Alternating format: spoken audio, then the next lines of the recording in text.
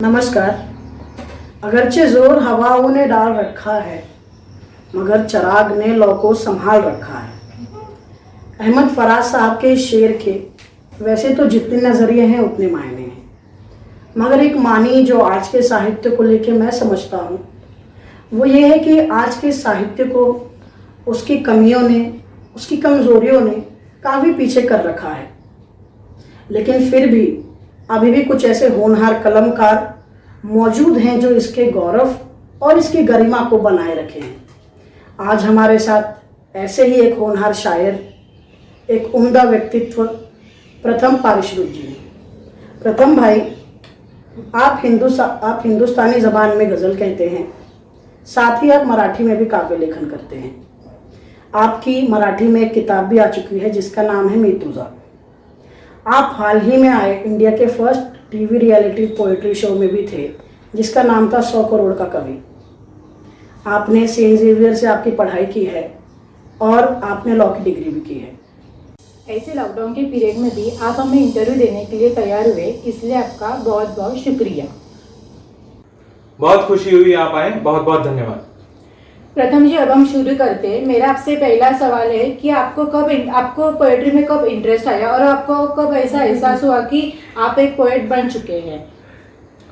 दरअसल बात ऐसी है कि जब अमन भाई जैसे कह रहे थे कि सेंट जेवियर्स कॉलेज में जब मेरी पढ़ाई का सिलसिला शुरू हुआ, तब जेवियर्स कॉलेज में हिंदी सप्ताह होता था और अंतस नाम से उसको चलाया जाता था। उसमें अलग अलग एक्टिविटीज होती थी, थिएटर होता था, ड्रामा, ऑर्केस्ट्रा होता था और एक दिन कवि सम्मेलन होता था, हिंदी कवि सम्मेलन, जो स्टूडेंट्स करते थे और प्रोफेसर्स भी उसमें अपनी कविताएं पढ़ते थे। तो वो सिलसिला लगातार 5 साल तक चलता रहा और हर साल नए लोग सुन रहे हैं, आपको नई बैचेस आ रहे हैं, तो आप वही कविताएं तो नहीं सुना सकते। तो इसलिए कोशिश ये रहती थी कि हर एक कवि सम्मेलन में हर साल कुछ नया सुनाया जाए। उन्हीं दिनों फीवर 104 एफएम पे रूबरू नाम का प्रोग्राम चलता था, आरजे करण सिंह उसमें थे। और इंटरेस्ट की जब बात होती है पोएट्री में कैसे पैदा हुआ, कि उन दिनों ये भी था कि गजल क्या है इसकी कोई जानकारी नहीं थी, लेकिन ये कुछ अलग है, ये कुछ अच्छा लग रहा है। उतना इंट्रोडक्शन मेरा 2011 में शुरू हुआ और वो फिर मैं उसको सुनता था और वहां से मुझे लगता है कि कहीं ना कहीं इंटरेस्ट डेवलप होना शुरू हुआ। बात आपकी दूसरी सवाल की कि कब ये एहसास हुआ कि मैं अच्छा पोएट या पोएट हूं, तो मुझे लगता है कि पोएट होता नहीं है कोई भी, पैदा ही होता है पोएट अपने साथ लेके। क्योंकि कुछ चीजें होती है, आप डॉक्टर का बेटा डॉक्टर बना सकते हो, आप इंजीनियर हो तो इंजीनियर बना सकते हो अपने बेटे को, लेकिन आज अगर आप देखो कि जितने भी बड़े शायर है, जरूरी नहीं कि हर एक का बेटा या बेटी शायर हो, क्योंकि उसमें थोड़ा कुदरत का भी खेल होता है, थोड़ा आप लेके आते हो कुछ चीजें। तो वो एहसास जब चीजें सुनता था तब कहीं ना कहीं ऐसा लगता था कि अरे ये मैं भी कह सकता हूँ। और फिर जब लोग आपकी चीजों को स्वीकृति देते हैं, एक्सेप्टेंस मिलती है कि हाँ आप अच्छा कह रहे हो, तो लोगों से मुझे ये एहसास हुआ कि हाँ भाई कुछ कह रहा हूँ, उसमें कुछ बात निकल के आ रही है। जी, इसी से मेरा एक फॉलोअप सवाल है जी। जैसे कि आपने कहा कि पोएट होता है वो बन नहीं सकता, तो उसी पे महबूब खिजा साहब का शेर है कि बात इतनी है आदमी शायर, या तो होता है या नहीं होता जी जी जी जी, बिल्कुल बिल्कुल। तो मेरा इसी पे मैं और थोड़ी आपकी रोशनी लेना चाहूंगा कि कोई पोएट बन नहीं सकता जी, वो हो सकता है, वो बन नहीं सकता। पोएट की पढ़ाई नहीं की जा सकती, जैसे कोई इंजीनियर बन सकता है। देखो अभी बात ऐसे कि गजल जो है उसमें कुछ टेक्निकलिटीज हैं। अगर आप अछंदस कह रहे हो या फिर अंग्रेजी में जिसे आप फ्री वर्स कहते हो, वो कह रहे हो, तो वहां उतनी पाबंदी नहीं है, उतने रूल्स नहीं है, उतनी टेक्निकल चीजें नहीं है। गजल है, जिस गजल ये विधा जो है उसको थोड़ा सीखना पड़ता है, लेकिन तभी भी आप गजल नहीं सीख रहे हो, आप सीख रहे हो मीटर सीख रहे हो। बिल्कुल, आप टेक्निकल जो चीजें हैं, कैलकुलेशन जो है कि छोटी आवाजें बड़ी आवाजें, ये सब चीजें सीख रहे हो, लेकिन जो मैं कह रहा हूं ना कि जो आप लेके आते हो वो है आपका पोएटिक थॉट। बिल्कुल, जो विचार है वो आप में कोई भी उस्ताद पैदा नहीं कर सकता। मैं अगर आप किसी को गजल क्या है बता रहा हूं, तो मैं सिर्फ ये बता रहा हूं कि टेक्निकल चीजें क्या है, लेकिन उसके अंदर बुनियादी अगर वो कहने की सलाहियत नहीं है तो वो फिर मामला बहुत देर तक आगे नहीं लंबा जा सकता, ऐसा मुझे लगता है। बिल्कुल बिल्कुल। आपका सबसे पसंदीदा मूवमेंट या परफॉर्मेंस या रिएक्शन कौन सा है और क्यों है?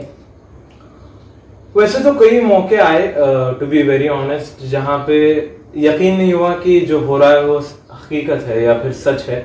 लेकिन एक मोमेंट की अगर मैं बात करूँ तो डॉक्टर सागर त्रिपाठी बहुत बड़ा नाम है हिंदी उर्दू शायरी का, और अहले अदब का मुशायरा था, अंधेरी में था शायद जहाँ तक मुझे याद है। हाँ। और उस मुशायरे में एक शायर को शॉल देके उसका सम्मान किया जाता है। तो जिंदगी की पहली शॉल डॉक्टर सागर त्रिपाठी जी से के हाथों मिलना, ये बहुत बड़ी बात थी मुझे और आज भी याद है। वाह वाह, बहुत बहुत बढ़िया।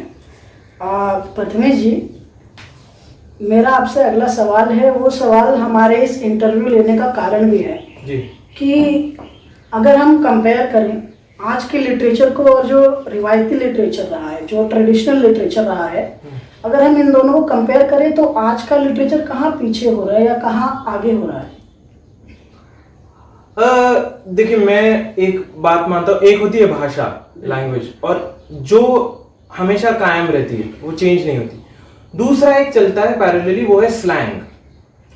स्लैंग हर 5-10 सालों में बदलता है। अभी यो हनी सिंह के गाने अभी उतने रेलेवेंट नहीं लगेंगे आपको, अभी शायद कुछ और आएगा, 5-10 सालों में कुछ और आएगा। इसके ये जो है वो स्लैंग है, और स्लैंग के ऊपर जिसकी कमांड है वो उस दौर के लोगों को बहुत अट्रैक्ट करता है अपनी चीजों की तरफ। इसलिए गलत या सही मैं इसको उस नजरिए से नहीं देखता हूं, क्योंकि अभी जो है, अभी आप और हम जो भी बात कर रहे हैं, हम उस हिंदी में बात नहीं कर रहे जो हरिवंश राय जी बच्चन बोलते थे। बिल्कुल। या फिर उर्दू भी हम गालिब के जमाने की नहीं बोल रहे। बिल्कुल। तो वक्त के साथ साथ चीजें बदल रही हैं। हाँ, ये भी एक हो रहा है कि रिवायत को बरकरार रखने के उद्देश्य से उस कोशिश में लगे हुए लोग अभी भी हम शायरी में दश्त और हिजरा और हिजरत और ये सब चीजें लेके आ रहे हैं। बिल्कुल। सहरा, और दूसरी देखी जाए बात तो हम सेल्फी के जमाने में जी रहे, हम जूम, हम डीपी और ये सब चीजें शायरी में क्यों नहीं आ रही है? बिल्कुल। क्योंकि हम रिवायत को कहीं ना कहीं अभी हम साबित करना चाहते हैं कि मैं रिवायती शायर हूं। तो वो मुझे कहीं ना कहीं, अगर आप मुझे पूछो, वो कहीं ना कहीं मुझे गलत लगता है। इसका कहीं ना कहीं एक बैलेंस या मिड वे, एक बीच का रास्ता अगर निकल पाए तो वो मुझे लगता है कि सबसे बेहतर होगा, सुनने वालों के लिए भी और सुनाने वालों के लिए भी। बिल्कुल बिल्कुल। इसी से एक फॉलोअप मेरा क्वेश्चन है, जैसे कि आपने बताया कि आज कुछ गलत नहीं हो रहा है जी, लेकिन आज के जो पोएट्री भी हो रही है, यानी कि ना सिर्फ गजल हो या फिर जितने भी अलग अलग तरह की पोएट्री हो रही हैं, वो भी एक ही चीज को लेके, एक ही विषय को लेके मोस्ट ऑफ पोएट्रीज हो रही बिल्कुल है। बिल्कुल बिल्कुल। अगर आप 10-20 शायरों की गजलें अगर लेके बैठे और उनको पढ़े तो आपको लग रहा है कि एक ही बात हो रही है, कट कॉपी पेस्ट का मामला लग रहा है। बिल्कुल, ये पूछ रहे हैं आप। बिल्कुल। और उसमें ये भी है ना कि देखो, मैं मानता हूँ आप जिनको पढ़ रहे हो, अगर आप पिछले 3 महीने में फॉर एग्जांपल जॉन एलिया को पढ़ रहे हो, बिल्कुल, जाने अनजाने में न चाहते हुए भी उसका असर आपके ऊपर जरूर होगा। बिल्कुल। आप किसी को कॉपी नहीं कर रहे हो, लेकिन सबकॉन्शियसली जो चीजें आपके अंदर आ रही है वो कहीं ना कहीं आपके लेखन में निकल के आने वाला है, क्योंकि आप जो लिख रहे हो वो वैक्यूम से नहीं पैदा हो रही है चीजें, आपके अंदर कहीं ना कहीं है। हाँ, ये जरूर है कि आप उसको ट्रेस नहीं कर पाते कि भाई ये थॉट कहाँ से आ रहा है, लेकिन जो चीजें पढ़ रहे हैं उनका असर तो होता ही है, और वही हो रहा है। मुझे लग रहा है कि लोग वही चीजें पढ़ रहे हैं जिसके चलते वही चीजें लिख भी रहे हैं। बिल्कुल। और फिर हम जैसे लोगों को जब हम पढ़ते हैं हमें लगता है कि एक ही जैसा मामला लग रहा है सब कुछ। बिल्कुल बिल्कुल। इसी से जुड़ा हुआ मेरा आपसे अगला सवाल है, आज गजल लिखने के लिए सबसे फेमस विधा क्यों है? हाँ, ये बात तो है कि पिछले कुछ सालों में गजल बहुत पॉपुलर हुई है और बहुत सारे लोग गजल कहने में लगे हैं, लेकिन मैं ये नहीं मानता कि सबसे पॉपुलर है। कि सबसे पॉपुलर भारत में जहां तक सवाल है वो हमेशा फिल्मी गीत ही रहेंगे, क्योंकि जो गीत की अलग अपनी एक अहमियत है, और हिंदुस्तान में तो हर एक, मैं मानता हूँ, पैदाइशी गायक होता है, क्योंकि हम सभी हैप्पी बर्थडे टू यू गाते हैं, और वो जो एक क्रेज है वो तो बनी रहेगी। लेकिन हाँ ये है कि सोशल मीडिया के चलते, क्योंकि यूट्यूब पे बहुत सारा मटेरियल अवेलेबल भी होने लगा, जो मुशायरे पहले ज़माने में हुए थे उनकी वीडियोस अवेलेबल थी, लेकिन सोशल मीडिया के चलते यहाँ बैठकर भी हम पाकिस्तान के शायरों को सुन रहे हैं। तो वो जो एक एटमॉस्फेयर सोशल मीडिया ने क्रिएट किया, जिसके चलते लोगों को सुनने को भी मिलने लगी चीज़ें और फिर लोग कोशिश भी करने लगे कि हाँ मैं भी करता हूँ कोशिश। तो गज़ल का पॉपुलर होना मुझे लगता है ये है। और उसके भी पीछे थोड़ा जाए तो एक बहुत बड़ा योगदान जगजीत सिंह जी का रहा, क्योंकि उन्होंने गज़ल को हारमोनियम और तबला से बाहर लेकर ऑक्टोपैड, गिटार और बहुत ही मॉडर्न किया कि यूथ को भी लगे लोग गज़ल गा भी रहे हैं, कॉलेज के स्टूडेंट्स तो भी उनको पता नहीं कि हम जो गा रहे हैं वो गज़ल है, लेकिन अच्छा लगने लगा लोगों को। और गज़ल को उन्होंने उस एक सीमित जो दायरा था उससे बाहर निकाल के लेके आए। उसका भी अपने आप में एक म्यूजिकली और लिरिकली दोनों भी एक बहुत बड़ा योगदान है, मैं मानता हूँ। बिल्कुल प्रथम जी गज़ल की बात हो रही हो और मैं आपसे किसी गज़ल की मांग ना करूँ तो वो बहुत ही अन्याय होगा। तो मैं चाहूँगा कि आप अपनी पसंदीदा एक गज़ल के कुछ अशार सुनाएं। जी बिल्कुल सुनाता हूँ, तरन्नुम में सुनाने की कोशिश करता बिल्कुल हूँ। बिल्कुल। गज़ल की रदीफ ही है गज़ल। वाह। तो एक मतलब चंद शेर सुनाता हूँ। मुद्दतों बाद ऐसी कोई, मुद्दतों बाद ऐसी कोई आज मैंने कही है गज़ल। मुद्दतों बाद ऐसी कोई आज मैंने कही है गज़ल, अपने दिल से बहाया लबू जाके तब ये हुई है गज़ल। और शेर देखें कि शेर अच्छा लगा आपको तो मुकर्रर कहा आपने, शेर अच्छा लगा आपको तो मुकर्रर कहा आपने, एक ही शेर पढ़ता रहा अनकही रह गई है गज़ल। एक ही शेर पढ़ता रहा अनकही रह गई है गज़ल। मक्ते का शेर, मक्ता वो होता है जो गज़ल का आखिरी शेर है जिसमें शायर अपना नाम जो है तखल्लुस कहते हैं वो मेंशन करता है। प्यार करना खता है प्रथम, प्यार करना खता है प्रथम, कह रहा है ज़माना मुझे। प्यार करना खता है प्रथम, कह रहा है ज़माना मुझे, क्यों ज़माने की सुनता है तू, दिल लगा कह रही है गज़ल। क्यों ज़माने की सुनता है तू, दिल लगा कह रही है गज़ल, अपने दिल से बहाया लहू जाके तब ये हुई है गज़ल। बहुत बहुत शुक्रिया। बहुत बहुत खूबसूरत प्रथम जी, बहुत शुक्रिया। मैं अभी जिस स्टेट ऑफ माइंड में हूँ वहीं से एक सवाल है जी बिल्कुल। कि ऐसी एक आपकी बहुत खूबसूरत परफॉर्मेंस थी, मैं भी मौजूद था वहाँ, और आपकी एक कविता थी चातक, और जैसे ही आपने वो सुनाई तो जितना भी हॉल था, जितने भी लोग थे, जितने भी दर्शक थे, वो कविता की बहुत साइलेंट हो गए, बिल्कुल शांत हो गए। तो मेरा यही सवाल है कि वो जो खामोशी थी, वो जो तालियों पे दाद मिलती है, जो वाहवाह पे दाद मिलती है, वो खामोशी उन दादों के मायने में कितनी ज़्यादा अच्छी लगी या फिर कितनी ज़्यादा उसके बराबर? बहुत अच्छा सवाल है, बहुत अच्छा सवाल है। और मैं चाहूँगा कि तालियां बिल्कुल मायने रखती हैं, क्योंकि मैं इस बात को एक्सेप्ट करने में कहीं भी झिझकता नहीं हूँ कि मुझे अच्छा लगता है जब लोग मुझे अप्रिशिएट करते। वो लोग जो कहते हैं कि भाई नहीं मैं सिर्फ खुद के लिए लिखता हूँ, वो मुझे लगता है कहीं ना कहीं बहुत झूठ है। क्योंकि अगर वैसा होता तो हमारी कविताएं सिर्फ डायरी तक सीमित रहती, हम लिख के छोड़ देते। हम परफॉर्म क्यों करते हैं? हम परफॉर्म इसलिए कर रहे हैं क्योंकि लोग जब अप्रिशिएट करते हैं अच्छा लगता है। लेकिन आपने उसमें से इतनी बारीकी से जो सवाल निकाला कि कुछ कुछ कविताएं ऐसी होती है जिस पे लोग दाद नहीं दे सकते, उनका खामोश रहना, उनका चुप रहना ही अपने आप में दाद है, क्योंकि वो उसमें खो गए और वो चाहते कि उस माहौल में, उस स्टेट ऑफ माइंड में वो कुछ देर रहें। वो नहीं चाहते कि वो शोर हंगामा करे।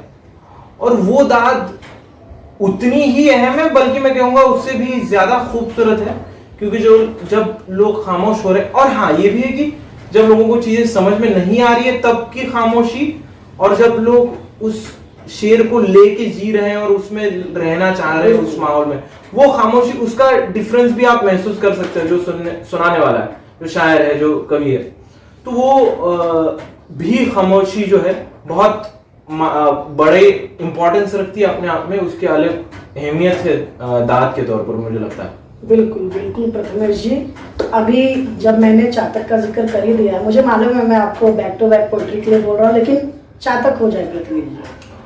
मराठी कविता है। जो भी लोग मराठी सुनेंगे इस वीडियो को, और जो लोग मराठी समझते हैं, चातक अशी एक आपली कल्पना आहे की एक असा जीव जो पाण्याच्या पहिल्या थेंबासाठी वाट पाहतो आणि तोपर्यंत पाणी पित नाही आणि त्या प्रतीक्षेत असतो।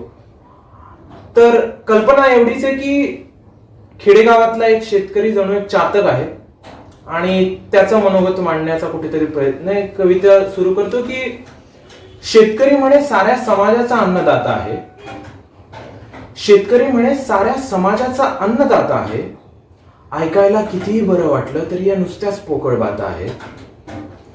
शेतकरी म्हणे साऱ्या समाजाचा अन्नदाता आहे, ऐकायला कितीही बरं वाटलं तरी या नुसत्याच पोकळ बाता आहेत। बळीराजा म्हणून त्याचा रंक केला, बळीराजा म्हणून त्याचा रंक केला, टीव्ही वाहिन्यांनी आत्महत्यांवर त्याच्या विशेष अंक केला। बळीराजा म्हणून त्याचा रंक केला, टीव्ही वाहिन्यांनी आत्महत्यांवर त्याच्या विशेष अंक केला। शेत विकत घेतलं होतं त्याने पै जोडून, शेत विकत घेतलं होतं त्याने पै जोडून, पैसे आणले खतासाठी बायकोचं मंगळसूत्र मोडून। पण इथे पाऊस काय, ढग दिसणं सुद्धा दूर आहे, पण इथे पाऊस काय, ढग दिसणं सुद्धा दूर आहे। सरकारी अहवाल मात्र म्हणतो की राज्यामध्ये पूर आहे, सरकारी अहवाल मात्र म्हणतो की राज्यामध्ये पूर आहे। सरकारी योजनांच्या पावसामध्ये गावं कोरडीच राहणार, सरकारी योजनांच्या पावसामध्ये गावं कोरडीच राहणार, कारण सरकारी पाणी म्हटलं की ते कागदावरच वाहणार। शेवटी काय करावं, कुठे जावं काही कळत नाही, मंत्री कितीही बोंबलले तरी कर्जमुक्ती मिळत नाही। शेवटी दबून जातो, थकून जातो उसनवारीने, शेवटी दबून जातो, थकून जातो उसनवारीने, गळा आवळून घेतो स्वतःच्याच बैलांच्या दोरीने। कधी येईलो वेग सांगा सरकारी निधीला, कधी येईलो वेग सांगा सरकारी निधीला, खतांसाठी जाहीर केलेली मदत पोचते अंत्यविधीला, खतांसाठी जाहीर केलेली मदत पोचते अंत्यविधीला। आणि शेवटच्या कडव्यामध्ये आपल्या सर्वांसाठी एक मेसेज आहे, आपण जे सर्व शहरात राहतो, की जेव्हा शहरातल्या एका उंच इमारतीतला नळ उगाच वाहत असतो, जेव्हा शहरातल्या एका उंच इमारतीतला नळ उगाच वाहत असतो, तेव्हा शेतकरी एका चातकासारखा ढगांकडे पाहत असतो, शेतकरी एका चातकासारखा ढगांकडे पाहत असतो। प्रथम जी, आप गजल तो बहुत अच्छी तरह से सुनाते हैं, मगर आजकल के हिंदी गीतों पर आपका क्या कहना है? जी बिल्कुल, मैं आज के फिल्मी गीत सुनता हूँ और अच्छा काम फिल्मी गीतों में भी हो रहा है, क्योंकि अभी भी सिनेरियो ये है कि हॉलीवुड में अभी फिल्में ऐसी भी बन रही है जहाँ में गीत होना जरूरी नहीं है, लेकिन जहाँ तक इंडियन ऑडियंस का सवाल है, हम गीतों के बिना फिल्म इमेजिन नहीं कर सकते। बिल्कुल। तो वो एक बहुत ही अहम हिस्सा है, कमर्शियली भी और ऑडियंस वाइज भी। तो गीत बिल्कुल सुनता हूँ मैं, और अच्छे गीत भी हो रहे हैं। और मेरा बतौर शायर मैं गज़ल कहता हूँ और मुशायरे भी पढ़ता हूँ, लेकिन मेरा अल्टीमेट एम यही है कि फिल्मों के लिए लिखा जाए, तो उसी कोशिश में लगा। और आज के दिन में आप देखोगे मनोज मुंतशिर हो या इरशाद कामिल हो या अमिताभ भट्टाचार्य हो, बहुत अच्छे गीत हो रहे हैं फिल्मों में भी, और मैं बिल्कुल सुनता हूँ। बिल्कुल बिल्कुल प्रथम जी। प्रथम जी, आज के हमारे इंटरव्यू का आखिरी सवाल है जी। और वो हमारे इंटरव्यू के दर्शकों के लिए है कि जो जो इंटरव्यू देख रहे हैं उन्हें अगर एक पोएट बनना है, मतलब उन्हें ये पहचानना है कि क्या वो एक पोएट बन सकते हैं, क्या उनके अंदर वो क्वालिटी है, तो वो कौन कौन सी ऐसी क्वालिटी है जो होनी चाहिए एक पोएट में? मैंने अभी आपके पिछले सवाल में मैंने जिक्र किया मनोज भाई का, मनोज मुंतशिर। आपने अभी मनोज मुंतशिर कहूँगा लोग नहीं पहचानेंगे, मैं अगर कहूँगा तेरी मिट्टी तो लोग जान जाएंगे तेरी मिट्टी मनोज मुंतशिर का गाना, या फिर तेरी गलियाँ मनोज मुंतशिर का गाना। आपने पहले जो जिक्र किया 100 करोड़ का कवि, इत्तेफाक की बात ये थी कि जब मेरा एपिसोड था तब बतौर इनवाइटेड जज मनोज सर बैठे थे। बिल्कुल। और उन्होंने एक बात कही जो मैं कहना चाहूँगा और जिसके ऊपर अमल करने की कोशिश मैं भी कर रहा हूँ, कि वो कहते हैं कि लिखना जो है वो छलकना है और पढ़ना जो है वो भरना है। वाह। अगर आप पूरी तरीके से भरे नहीं हो तो आप छलकोगे नहीं, यू विल नॉट ओवरफ्लो अगर आप पूरी तरीके से भरे नहीं हो। तो यही बात है कि आपको पढ़ना बहुत जरूरी है। जब आप 2000 पन्ने पढ़ते हो तो आपको 2 पन्ने लिखने का हक मिलता है। तो और पहले जैसे मैंने कहा कि जो थॉट्स बन रहे वो तो वैक्यूम से नहीं बन रहे, तो पढ़ना बहुत जरूरी है। और 2 तरीके हो सकते हैं कि आप जो इरशाद कामिल जी ने कही थी ये बात, कि आप जिंदगी को जी के फिर राइटर बन सकते हो, या फिर आप चाहो कि मैं राइटर बनूं और राइटर बन के बतौर राइटर जिंदगी जीऊं। तो अगर आपका नजरिया दूसरा है कि पहले आप राइटर बनना चाहते हो और राइटर की जिंदगी जीना चाहते हो, तो मुझे लगता है कि वो कहीं ना कहीं गलत है। पहले आपने अगर जिंदगी को जिया है और फिर चीजें लेखन में आ रही है तो ठीक है। और उसके आगे भी जाके उन्होंने जो बात ऐड की इसमें वो ये की कि अगर आप जिंदगी को ही पूरी तरीके से भरपूर जी रहे हो तो कोई जरूरी नहीं है कि आप राइटर बनो। आप राइटर नहीं बनोगे कोई फर्क नहीं पड़ेगा, क्योंकि आप जिंदगी को पूरी तरीके से जी रहे हो। लेकिन अगर आपको एहसास हो गया है कि आप मुझे लिखना है, तो 2 बातें हैं कि जब आप पहले तो यही होता है कि आपके यार दोस्त, आपके स्कूल में प्रोफेसर्स आपको अप्रिशिएट करते हैं, फिर आप कोई मंच पे जाते हो वहाँ अप्रिशिएट करते हैं, तो लोगों का एक्सेप्टेंस एक बात है। दूसरी बात यह है कि आपको पढ़ते रहना चाहिए, कि जितना आप पढ़ोगे उतनी चीज़ें निकल कर आएगी, उतने नए टॉपिक्स आपको, मौजू आपको मिलेंगे चीज़ें कहने के लिए। आप जैसे पहले बात कर रहे थे कि वही बातें हो रही है, तो वही बातों से बचने के लिए पढ़ना बहुत ज़रूरी मुझे लगता है। और फिर यह है कि मैंने लिखी हुई जो चीज़ है वो जब तक मैं जिंदा हूं तब तक ही उसको बदली जा सकती है वो चीज़। अगर मैं नहीं हूं तो फिर वो वैसे ही रहेगी। ये कहने से मेरा मतलब ये है कि जब तक मैं हूं तब तक अगर मुझे लगता है कि इसमें कुछ बदल सकता है तो उसको जरूर बदलना चाहिए। कि मैंने अगर ये लिख दिया है तो ये पत्थर के ऊपर लकीर है, ऐसा मामला बिल्कुल भी नहीं है।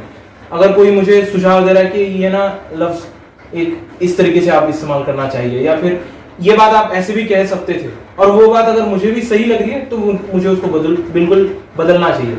तो मेरा मानना ये है कि हम लिखने के पहले हमारे जहन के ऊपर एक पत्थर रखते हैं, और वो पत्थर ये रखते हैं कि मैं जो चीज़ें लिखूंगा उसको हजारों बार काटा जाने वाला है।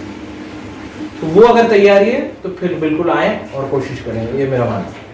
बहुत शुक्रिया प्रथम जी, हमारे दर्शकों को इससे ज़रूर मार्गदर्शन मिलेगा। मैं एक बार आपका तहे दिल से शुक्रिया करना चाहूँगा, मेरी तरफ से, हमारे क्रू की तरफ से और बीके बिरला कॉलेज के मास मीडिया डिपार्टमेंट की तरफ से कि आपने आपका समय दिया हमें इंटरव्यू के लिए। बहुत बहुत शुक्रिया प्रथम जी। बहुत बहुत शुक्रिया, you are most welcome and it was pleasure talking to. मुझे बहुत खुशी हुई आप आए, बहुत बहुत धन्यवाद। और कैसे भला गुजारा हो, क्या बात है, इस जहां में कोई हमारा हो। बहुत अच्छा। इस जहां में कोई हमारा हो।